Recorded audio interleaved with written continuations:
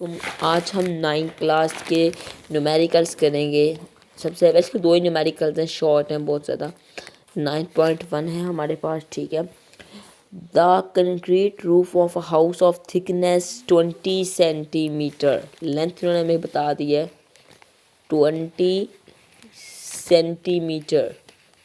फिर कहते हैं area 200 metre square, a 200 metre square.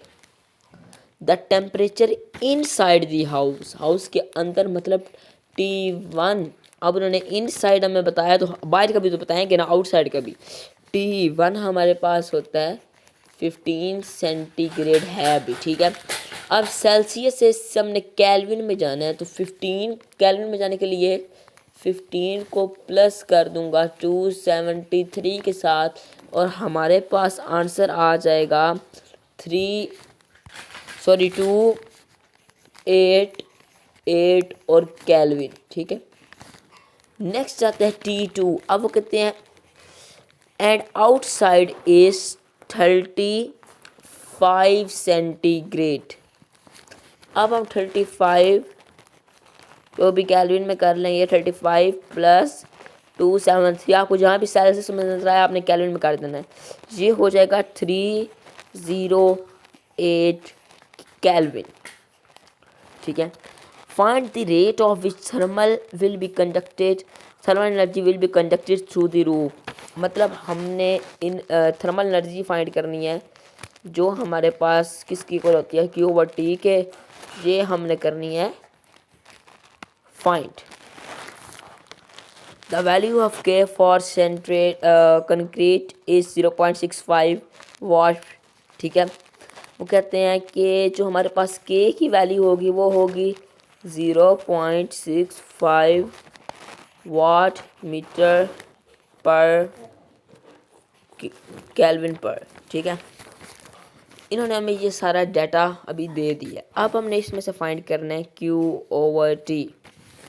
हमें एक फार्मूला पता है, Q/T is equal to T1 minus T2/L।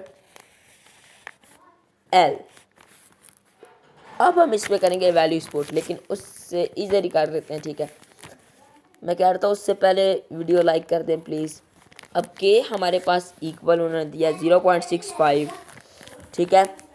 0. अब एक साथ यूनिट ना लगाइएगा, डायरेक्ट 0.65 ओनली। ए इक्वल है हमारे पास 200 के इक्वल, ठीक है, 200। उसके बाद जो T1 है और T2 से मतलब T1 से जब हम T2 को माइनस करेंगे। अच्छा, हमने ऊपर एक मिस्टेक की है कि T2 से अगर सॉरी T1 से अगर T2 माइनस करना है, 288 में से 308 कैसे माइनस करेंगे। इसलिए इसको T1 का नाम देते हैं, इसको T2 का नाम देते हैं। अभी एक दफ़ा कैलकुलेटर पे देखते हैं इसका क्या आंसर आता है। सो कैलकुलेटर पे करने के बाद इसका जो आंसर है वो आया है मेरे पास 20, ठीक है। सो यहाँ पे मैं डायरेक्ट 20 लिख देता हूँ एंड ओवर, ठीक है, मतलब डिवाइडेड बाय L। L किसकी इक्वल था हमारे पास 20 के। अब इसमें 20 से कैंसिल भी हो जाता है।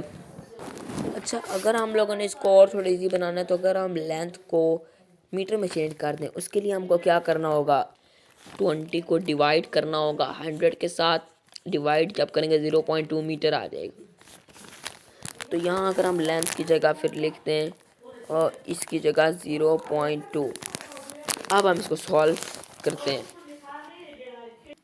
अब जब इन दोनों को हम लोग मल्टीप्लाई करेंगे तो हमारे पास बन जाएगा फिर 130, ठीक है। ये मल्टीप्लाई कर 20 के साथ और ओवर 0.2। जब इस सारे को कैलकुलेटर के ऊपर करेंगे तो हमारे पास आंसर आएगा 13,000। अभी एक चीज़ हमारे पास जो रहती है वो है इसका यूनिट। आप लोगों ने इनके साथ यूनिट नहीं लिखने, मिस्टेक होती है। आप लोग यूनिट अब लिखना है, जो भी इसका यूनिट है, इसका यूनिट है जाउल पर सेकंड, वो अपने यूनिट बस लिखते हैं। इसी के साथ हमारा फर्स्ट न्यूमेरिकल हुआ ख़त्म और Q ओवर T भी फाइंड हो गया। अभी चलते हैं नेक्स्ट न्यूमेरिकल की तरफ। नेक्स्ट न्यूमेरिकल से थोड़ा सारा चेंज है। वो मच हीट इज़ लॉस्ट। अब हमने सिर्फ Q फाइंड करना है। पहले Q थर्मल एनर्जी फाइंड करना है, अब सिर्फ हमने Q फाइंड करना है। इन एन और 1 घंटे के अंदर उन्होंने टाइम बताया है 60 हॉर्स थे, सॉरी 60 मिनट थे 1 आवर में। उसके अंदर भी अगर 60 सेकंड होते हैं तो 60 को जब हम मल्टीप्लाई करवाएंगे 60 के साथ, ठीक है, तो हमारे पास सेकंड में आंसर आ जाएगा। क्या होगा? 363,600 सेकंड, ठीक है।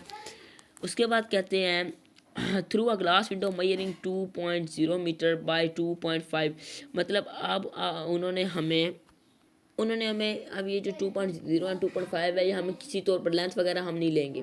हम अब यहाँ पे सिर्फ और सिर्फ व्हेन इनसाइड टेम्परेचर, अब हम टेम्परेचर लिखेंगे कि T1 उन्होंने हमें कितना है 25 सेंटीग्रेड सेल्सियस से केल्विन की तरफ जाना है। 25 + 273, ये हमारे पास बनेगा 298। फिर जब T2 हमने करना है, ठीक है, वो T2 हमारे पास कितना है and the outside is 5 centigrade.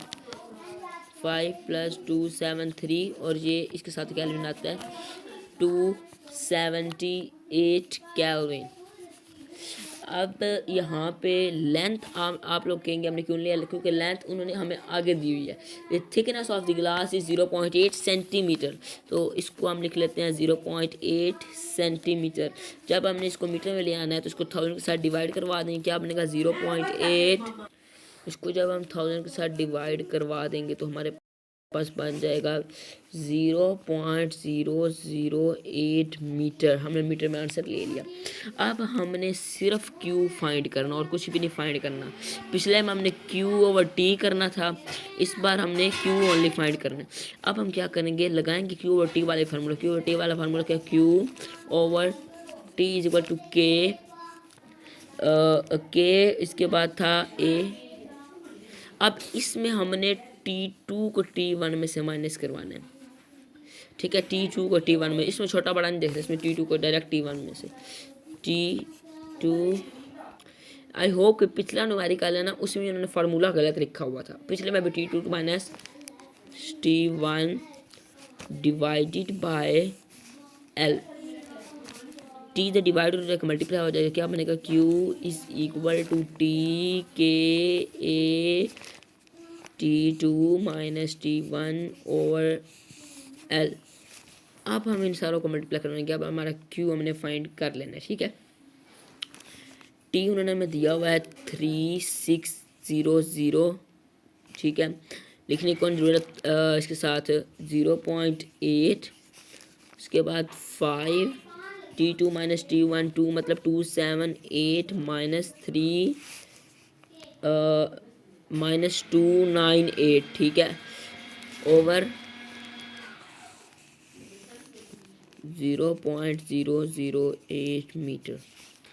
अब जब हम इन तीनों को करेंगे, ठीक है, तो हमारे पास आंसर आएगा 14,400, ठीक है। एंड देन जब हम इसको माइनस करेंगे हमारे पास आंसर आएगा -20 डिवाइडेड बाय 0.008 मीटर। नेक्स्ट हमारे पास अभी अच्छा, अब मैं आपको एक बात बताऊं। हमने डाटे में एक चीज़ लिखी और मैंने वो नीचे पुट कर दी है, वो है K की वैल्यू। K है हमारे पास 0.8, ये है K यार, ठीक है, वो मैंने पुट कर दिया। ये देखें नीचे लिखी ही नहीं है, ये रहा के दरमियान में, मुझे भी नहीं यार ध्यान आया, मैं भी सीधा लिखता गया हूँ, ठीक है। इसके बाद 4,000 को जब हम मल्टीप्लाई करवाएंगे ना -20 के साथ, हमारे पास आंसर, और जब हम फिर डिवाइड भी करवा लेंगे इसके साथ, हमारे पास आंसर आएगा -36,000 एंड 000, ठीक है। इसके बाद ये -36, ठीक है, -3.6, क्योंकि आप लोगों ने फार्मूला पढ़ा होगा कि जब यहाँ से पॉइंट इधर मूव करता है तो 3.6 दरम्यान में कितने डिजिट्स हैं, 1 2 3 4 5 6 7, मल्टीप्लाई 10⁻⁷। और फिर जब Q का सिर्फ क्या होता है, ठीक है, Q का हमारे पास होता है जाउल होता है तो -3.6 मल्टीप्लाई 10⁻⁷ जाउल। और ये इसके साथ हमारे न्यूमेरिकल्स हुए ख़त्म। So this for today. अल्लाह हाफिज़। उम्मीद है आप लोगों को समझ आई होगी।